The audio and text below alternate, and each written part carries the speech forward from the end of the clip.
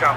One of the game's greats ready to take the field. The crowd is on their feet. This is the moment they've been waiting for. Number 17, the captain, Soccer Dave. Hey everyone, welcome to the channel. I'm Soccer Dave along with my sidekick Clue over here, and we're here to bring the excitement of soccer to Western New York, covering everything about the game, including the push for a professional team in Buffalo. But you're going to drive the content here, so if you have any questions at all about soccer, just email me, soccerforbuffalo@gmail.com, and I'll get you some answers. Today's video is about the American soccer system, so we're going to show you what that looks like right now. So, without further ado,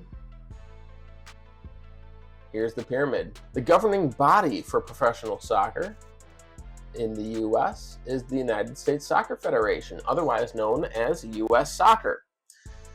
And there's 3 tiers to this fantastic system. Tier 1, or Division 1, 2, and 3. Now, what's the point of that? Well, there's a lot of, not only do a lot of teams switch leagues, but there's a lot of leagues that actually change themselves. Not only do they switch tiers, but they merge, they split apart, they rebrand themselves. There's new ones that are created all the time. There's also teams that fold all the time. A lot of it has to do with money, and this 3-tier system actually curtails a lot of that fluctuation and that movement, because what we're looking for is stability. So, as you increase in tier, there are more strict requirements that U.S. Soccer puts in place in regards to ownership, net worth. They want to make sure the owners have deep pockets. There's more strict requirements in regard to organizational structure of these leagues, and there's requirements that talk about how the finances are structured within the leagues as well. So that's why this tier system is pretty important. And teams can enter those ranks gradually, and there's not as much fluctuation as there would be if we didn't have these tiers set up at all.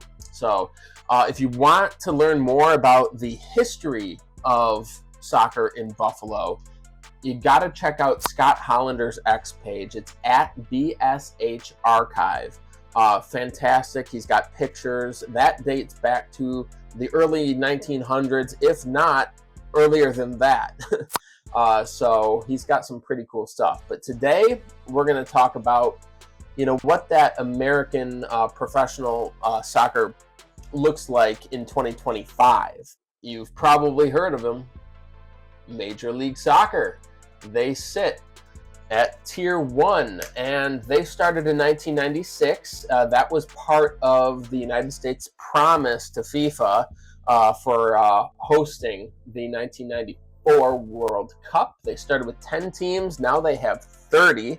So they've had a lot of growth since 96. They've got international stars. They've got big fan bases. They have soccer-specific stadiums. And the closest team to Buffalo is Toronto FC. I went to see a Toronto FC game for the first time last year, and it was fantastic. Only 2 hours away from Buffalo with the international border, but a lot of fun. A lot of fun. If you haven't seen an MLS game, you got to go out and see one. It was pretty cool. Next up, the NWSL. They started in 2013 and replaced the WPS. They started with 8 teams. Now there's 14 teams, and they continue to grow. They've got high-profile players and partnerships. I've been hearing stories recently about celebrity owners for some of these clubs as well. So they're really getting people into NWSL and people watching them on TV and showing up to their games. They will have 16 teams in 2026. So they're doing a great job up there. And we can't talk about the NWSL if we don't talk about the Western New York Flash. They have the best female players in the world, playing with us right here in Elma, New York, which is awesome, right? They won 4 championships with the old USLW League in 2010, the WPS in 2011, WPSL Elite in 2012, and then finally in 2016 with the NWSL. Beginning of 2017, Joe Salin sold the franchise rights to North Carolina FC. and they rebranded as the North Carolina Courage. So we lost the NWSL team at that point, but of course, as you know, the Western New York Flash has a very robust academy that's still going on today with many teams. And in fact, they've branched outside of Buffalo as well. So pretty cool to see. But yeah, you'll remember some of those players: Alex Morgan, Abby Wambach from Rochester, Sam Mewis, Marta, Christine Sinclair, one of the best Canadian players who's ever played. So yeah, it was pretty special stuff, Western New York Flash. So yeah, they were part of the NWSL. The third league at Tier 1 is the USL Super League. This is brand new as of last year, so they started in 2024, and USL wanted to see that youth to pro pathway for women in the USL system.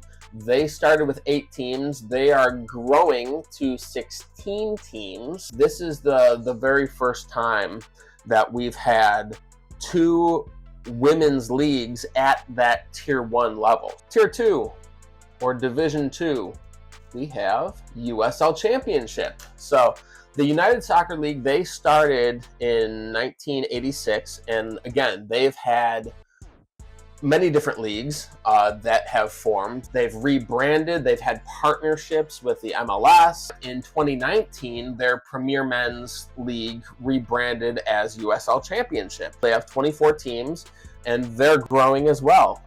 They're probably going to be up to 30 teams pretty soon, and of course, one of those teams could be in Buffalo Pro Soccer. So Peter Marlette, experienced executive in the USL system, who's from Western New York, is trying to get us a USL Championship team right here in Buffalo. So it's very exciting stuff. Possibly in 2026, we might be starting. 2 big hurdles there. They're looking for a primary owner.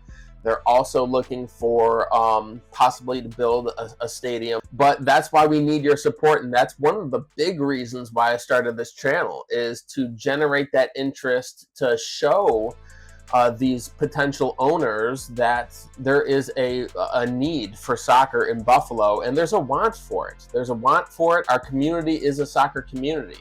Buffalo Pro Soccer is part of the USL Championship. So that sits at Tier 2.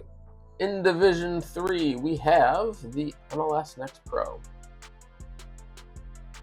Now, this was started in 2022. It's a direct affiliate of Major League Soccer, so you're going to see all clubs except for maybe 2 or 3 of them here are the B teams for Major League Soccer clubs. So you're going to see Toronto FC 2 or New York Red Bulls 2, for example, like that type of thing. This is MLS's, focus on player development, to possibly move those players up to MLS. Okay, let's go back in time for a little bit here. We talked about Western New York Flash and the Flash Academy, and how that's one of the premier youth academies in Western New York. There's another one called Empire United. Okay, they were part of the United States Developmental Academy for like 20 years, and they had Buffalo, Rochester, Syracuse focused, but there's been fluctuation throughout the years, and there's been splits from there. So I believe it was the Rochester, Syracuse portion of the Empire United group formed Rochester, New York FC, and had their top club be in MLS Next Pro in 2022. So this was David Dworkin out in Rochester with Jamie Vardy, who was with Leicester City. So we had some big names involved in that group. Unfortunately, they disbanded after that one season for financial reasons, as a lot of clubs do.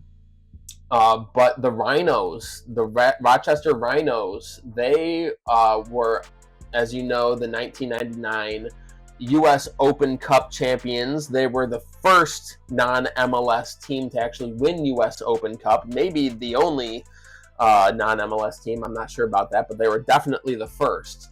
Pretty cool stuff that they were able to bring bring them back as Rochester, New York FC through Empire United. And I think Empire has now kept that Rochester, New York branding for their academy. But their academy is very strong in upstate New York as well. Now we got NISA sitting at Division 3.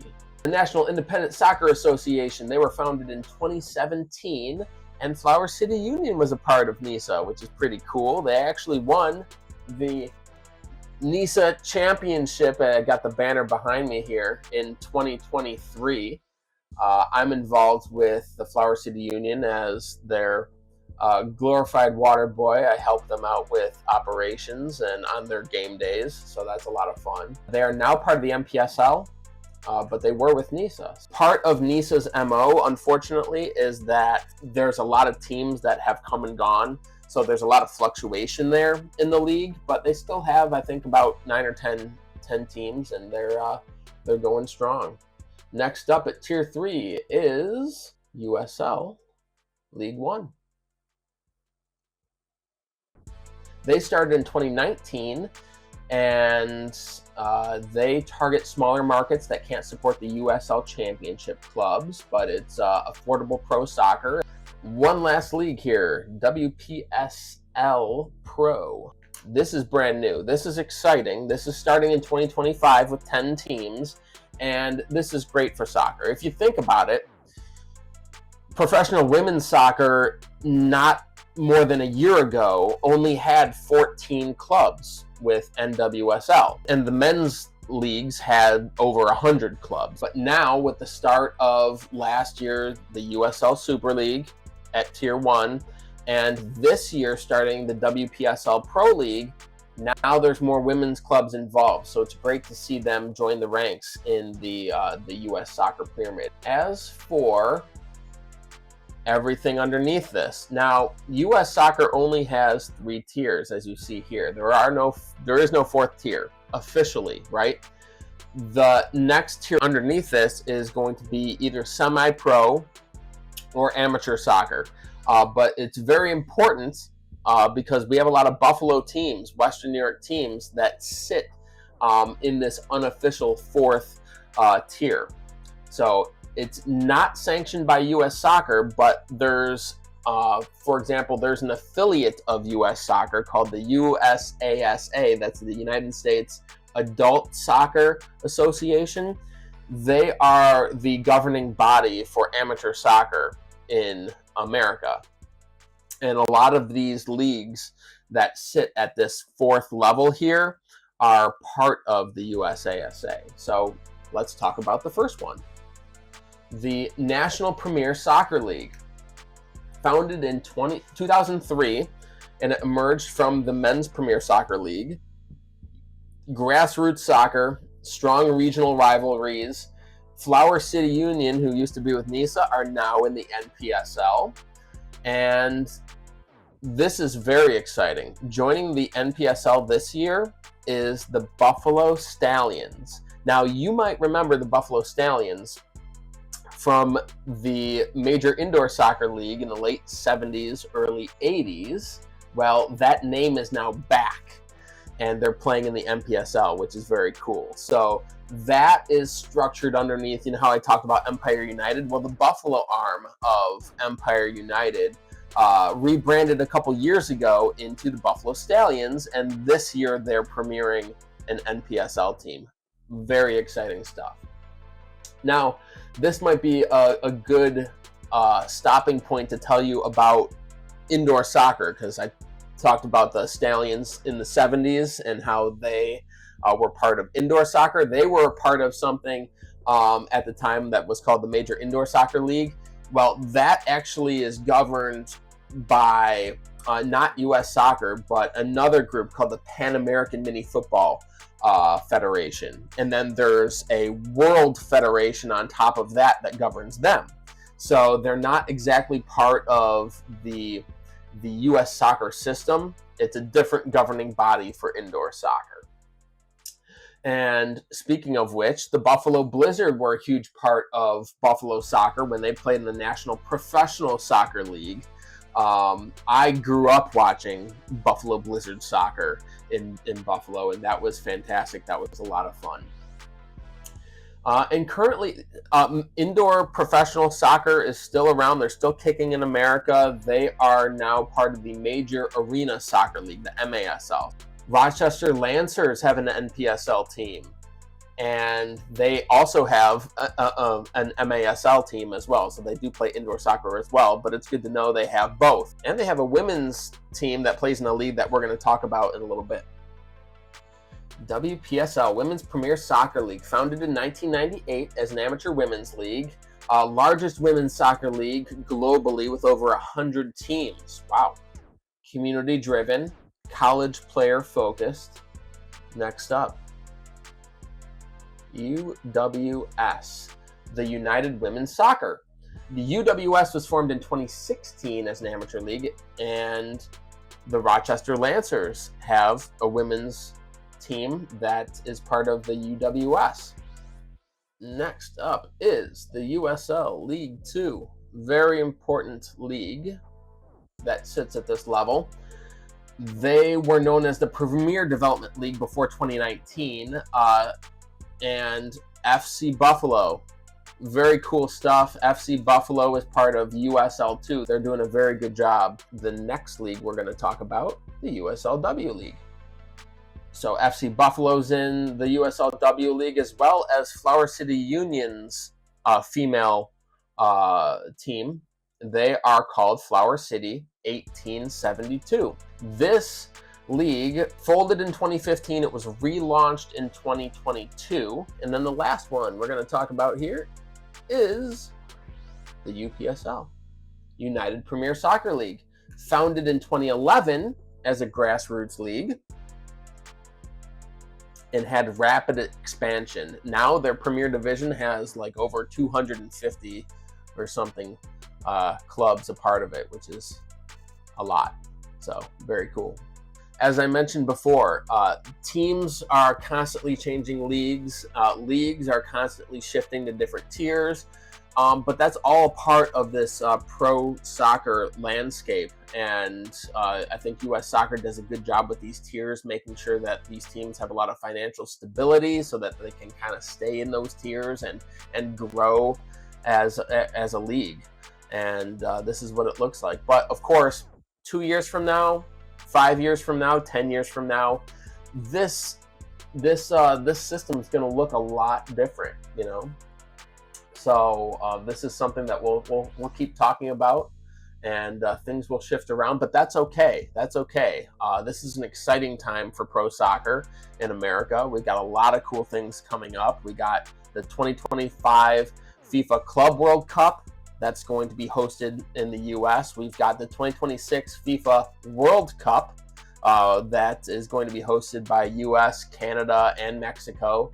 And this is a great time to get involved. It's a great time to show your interest. So that's it for this video, and we'll see you next time.